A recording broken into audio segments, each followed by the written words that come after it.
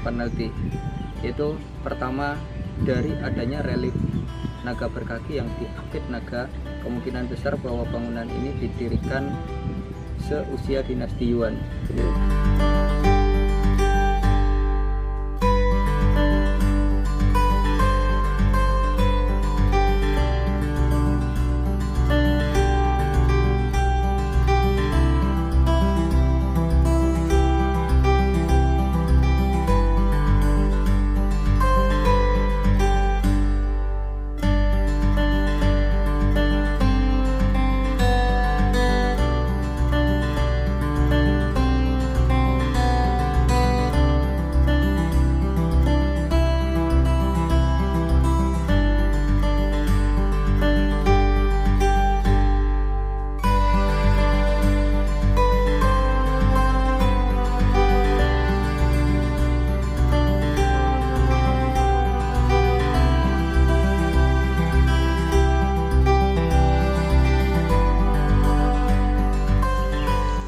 Melek budaya, budaya melek. Tetap bersama saya Nanang Muni di Indonesia Majapahit Channel.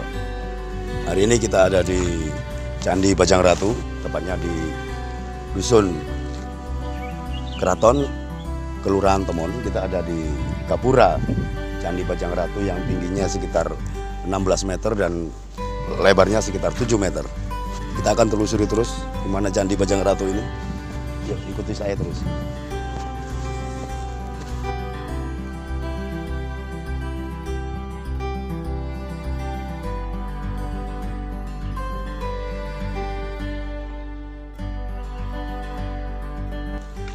Candi ini dibangun pada abad 14, zaman masa keemasan Kerajaan Majapahit untuk mengenang Raja kedua Majapahit, yaitu Jayanegara.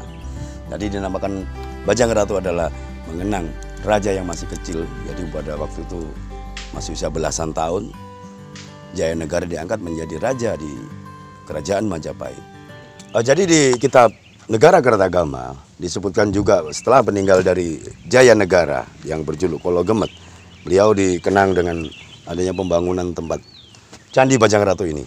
Struktur batu bata mendominasi Candi Bajang Ratu ini, walaupun ada batu andesit di relungnya candi. Di pintu masuk untuk sebagai penopang dari candi ini terbuat dari material batu andesit. Kita akan telusuri terus sampai seberapa Candi Bajang Ratu ini. Ini relief yang ada di bawah bagian candi yang menggambarkan relief Sri Tanjung, yaitu satu makna pelepasan di zamannya, yaitu ini usianya udah ratusan tahun yang dibangun pada abad ke-14. Kita akan terus telusuri candi ini. Di sini ada tembok yang membujur dari barat sampai ke timur, ketinggian sampai hampir 4 meter ini. 4 meter. Konon ini adalah pagar untuk masuk ke satu wilayah yang sebelah selatan. Jadi di sanalah wilayahnya, di pintu masuknya selatan. Jadi tembok ini sekitar 80 cm, tingginya hampir 4 meter. Ini membujur dari timur ke barat. Ini bagian kita masuk bagian dalam dari wilayahnya candi. Jadi kalau masuknya dari segi sebelah selatan ke utara, sekarang kita masuk lagi di bagian dalamnya.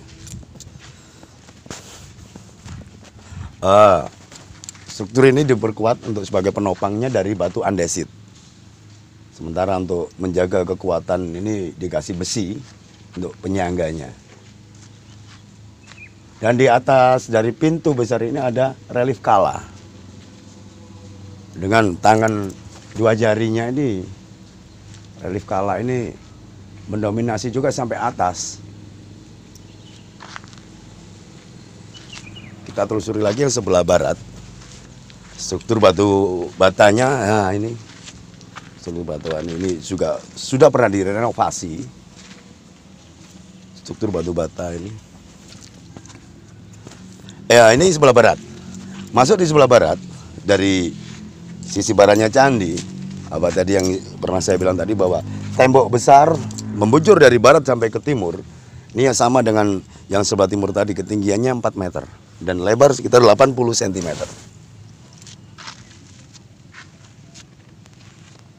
Jadi Candi Bajang Ratu ini adalah Gapura sebelah selatan dari kota raja di Majapahit.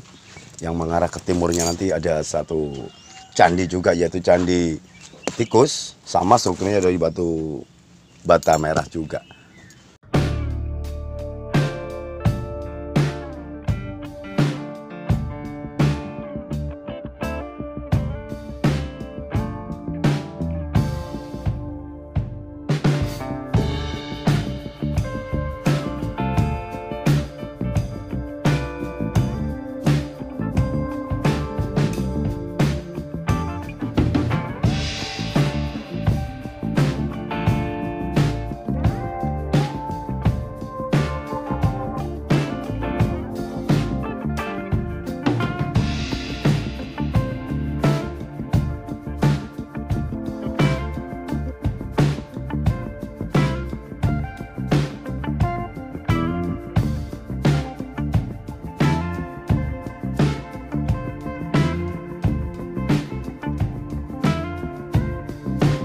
Oke, sekarang kita bertemu dengan Bapak Sugeng, yaitu cupel dari Candi Bajang Ratu. Pak, candi ini didirikan sekitar tahun berapa, Pak? Sampai saat ini kita masih belum bisa membuktikan kapan bangunan ini didirikan.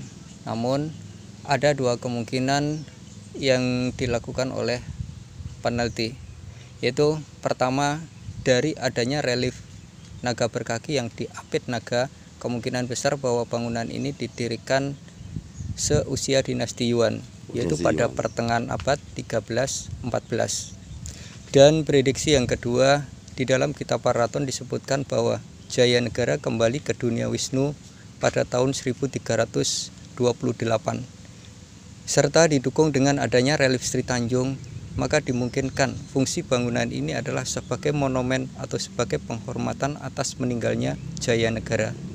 Jika demikian, dimungkinkan bahwa gapura ini didirikan pada tahun 1340 atau 12 tahun setelah wafatnya Jayanegara. Oh, jadi setelah 12 tahun wafatnya Jayanegara yang merupakan anak dari Dara Petak itu, Pak, ya? Ya. Jadi untuk mengenang itu dimonumenkan di sini. Ya. Apakah betul, Pak, ini ada tembok yang memanjang ke timur sampai ke barat ini yang sekitar 4 meteran ini dulunya? Ya. Ketika bangunan ini dilakukan restorasi, maka sekaligus kita mencari batas pagar yang masih tersisa berupa pondasi.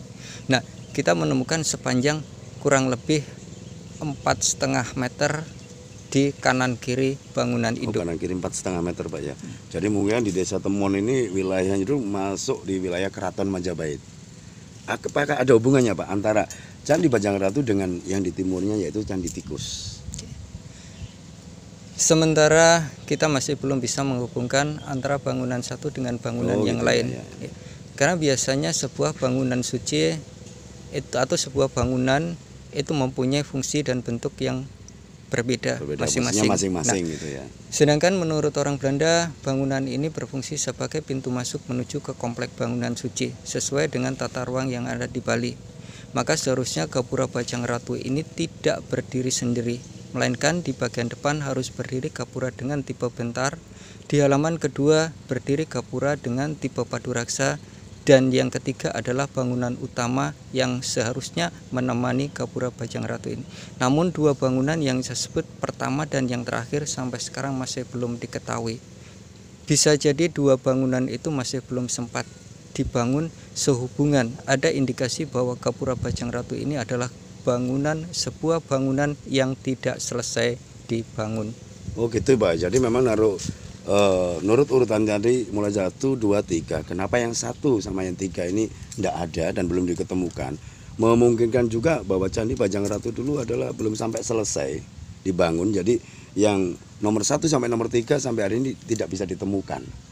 Apakah anggapan itu betul atau ada teori lain atau fakta lain yang ada di lapangan? Simak terus kami di Indonesia Majapahit Channel. Kalau Kemet atau Jayanegara itu, Pak, itu kan raja kedua zaman Majapahit. Awal diangkat itu tahun berapa, Pak? Yang jelas Kertarajasa Jayawardhana mangkat pada tahun 1309 dan kemungkinan besar bersamaan dengan mangkatnya Kertarajasa Jayawardhana, maka Jayanegara alias Kalagemet mulai diangkat menjadi raja utama Majapahit sampai tahun 1328. Jadi agak lama juga ya. Kalau Kemet ini menjabat atau Jayanegara ini menjabat raja di Majapahit agak lama juga, walaupun akhirnya meninggalnya karena satu tragedi juga Pak ya. Ya. Tragedi politik, tragedi balas dendam termasuknya di dalam sebuah tragedi yang menimpa Jaya Negara. Yang jelas dari dulu politik itu kejam. Ada perbuatan kekuasaan di dalamnya. Perebutan kekuasaan itu masih. Dan ada orang-orang yang tidak ingin atau menagih janji pada Jaya Negara, terhitung janji yang disampaikan oleh Kertarajasa Jayawardhana yang diingkari oleh Jaya Negara. Terbukti di dalam pemerintahan Jaya Negara sering terjadi pemberontakan, dan pemberontakan yang paling parah adalah pemberontakan yang dilakukan Kuti. Rakuti itu ya, pemberontakannya yang dilakukan oleh Rakuti. Ya. Jadi, yang mana sampai Jaya Negara diungsikan oleh Gajah Mada, dan pada waktu itu masih berpangkat seorang pasukan Bayangkari.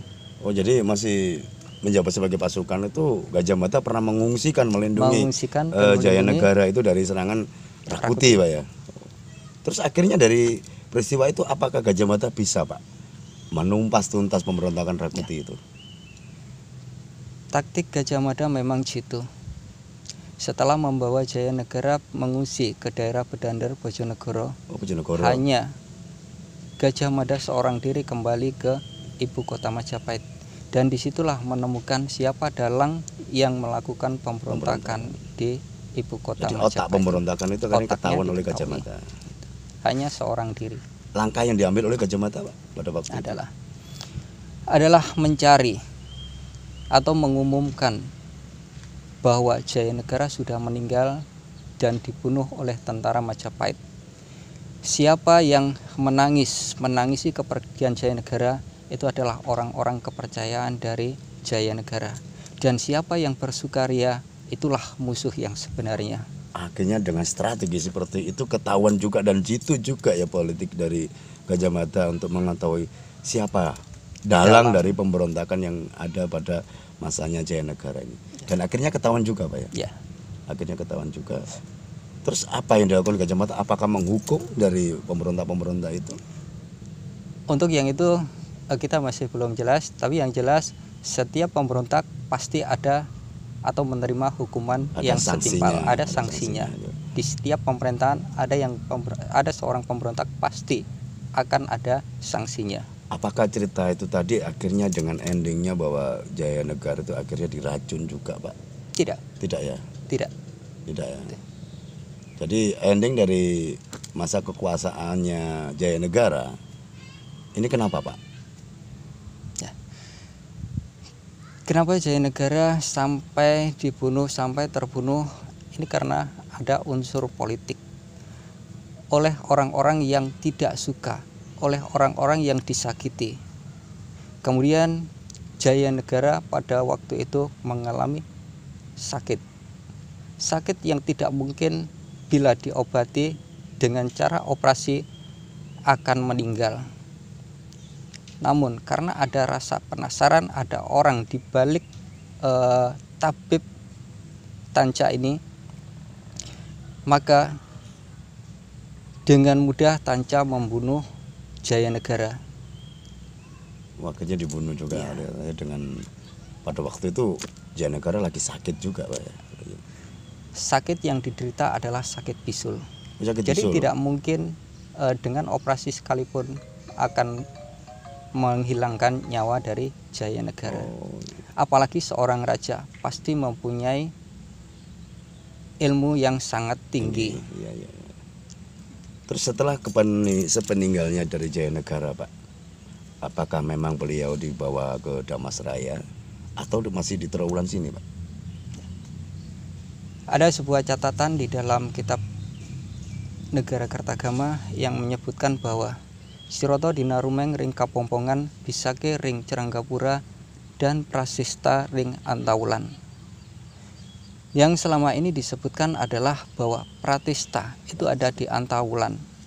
Jadi perwujudan Jaya Negara setelah meninggal itu ada di Lapangan Bubat sebagai Wisnuistis. Oh iya. Namun Jayanegara juga mempunyai sebutan atau julukan yang berbeda, yaitu menganut keyakinan Amoghasiddhi, yaitu aliran Buddha. Aliran Buddha ya. Yang mana dimungkinkan bahwa arca perwujudannya terletak di Surabaya. Kemungkinan arca itu disebut dengan arca Joko Dolok yang ada di Surabaya saat ini. Tanya dulu mau dibawa Belanda tapi tidak jadi itu Pak ya. Yang dulu letaknya mungkin di Desa Bejijong itu Pak ya. Saya nggak tahu asalnya dari mana. Ya. Tapi yang jelas keberadaan arca itu ada di Surabaya. Dan itu sekarang. Awal prahara yang terjadi di Kota Raja, yaitu di pusat Pilwatikta pada zamannya. Akhirnya digantikan oleh Tribuana Tunggadewi. Disinilah awal karir dari Gajah Mada Pak yang mulai nanjak. Iya betul. Jadi awal karir dari Gajah Mada adalah setelah meninggalnya Jayanegara dan setelah Tribuana Tunggadewi menjadi raja utama Majapahit. Jadi menjadi ratu Pak ya di zaman itu. Kalau menurut Bapak kira-kira sebagai warga di sini Pak, sampai sejauh mana Pak memandang kebesaran kerajaan Majapahit di masa lalu yang begitu dahsyat dengan kemari Palo Jinawinya dengan Bhinneka Tunggal Ikanya itu. Mungkin ada pesan Pak untuk generasi muda sekarang, apa Pak kira-kira? Seperti yang dilakukan oleh proklamator kita, ada sebuah slogan yang mengatakan bahwa jangan lupakan sejarah, atau dengan pesan menggunakan jas merah. Oh, jas merah. Kemudian juga sebuah slogan kunjungi, lindungi, lestarikan. Adalah sebuah slogan yang terdapat di dalam Direktorat Kebudayaan. Direktorat Kebudayaannya. Jadi pesannya mungkin teman-teman yang menyaksikan video ini coba kunjungi, lindungi dan lestarikan cagar budaya ini, dan jangan malu-malu Anda ke museum, ke candi, karena ini milik kekayaan intelektual bangsa kita, ini leluhur kita yang begitu dahsyat. Yang jelas sebuah bangunan itu fungsinya tidak seperti ketika bangunan ini dipergunakan atau awal dibangun. Nah sekarang ini bangunan-bangunan yang tersisa merupakan peninggalan nenek moyang kita ini, fungsinya adalah satu, sebagai wisata budaya, kedua sebagai wisata akademik, maka siapapun boleh untuk melakukan pembelajaran dimanapun kita menemukan benda cagar budaya. Kemudian yang tidak kalah pentingnya adalah benda cagar budaya merupakan cikal bakal berdirinya Nusantara, sebuah jati diri keberadaan Nusantara ini. Jadi cikal bakalnya dari bukti nyata di lapangan, ada banyaknya candi, berapa artefak yang ada itu. Mungkin di daerah Anda banyak, di daerah Anda juga terdapat peninggalan-peninggalan masa lalu itu. Kunjungi, tengok, lestarikan. Jadilah anak-anak muda tuh yang rajin Pak ya ke tempat-tempat bersejarah ini, sehingga bisa terinspirasi ke depannya. Apabila Anda menjadi seorang pemimpin, tengoklah Majapahit yang begitu besar, begitu dahsyat. Maju terus, Tetap Indonesia, Majapahit Channel, melek budaya, budaya melek. Menurut Bapak selaku warga dari Desa Temon ini Pak, Candi Bajang Ratu ini selama ini berfungsi sebagai apa Pak untuk masyarakat desa di Temon ini? Apakah secara destinasi pariwisata sudah berkembang dengan baik, dan mungkin ada pesan juga harapan Pak ke depannya gimana sih dengan adanya Candi Bajang Ratu ini di Desa Temon ini? Dengan adanya dibuatnya video ini, saya mengharap bahwa masyarakat, semua masyarakat, lapisan masyarakat mengetahui keberadaan Gapura Bajang Ratu yang merupakan salah satu peninggalan dari Majapahit.